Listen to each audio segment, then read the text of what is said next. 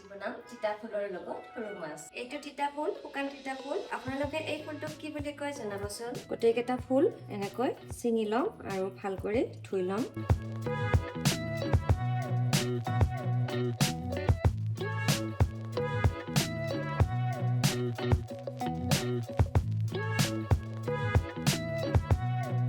মছলাখিনি মাছ ভাজা তেলতে দি দিম হালধি অলপমান দি দিম তিতা ফুল মছলাৰ লগত গোটেইখিনি একেলগে ভাজি লম নিমখ অলপমান দি দিছো এতিয়া ইয়াতে মই অলপমান কলৰ খাৰ দি দিম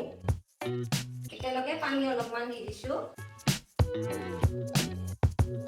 পিঠাগুড়ি অলপমান দি দিম একেবাৰে শেষত 2 টোপামান মিঠাতেল দি দিছো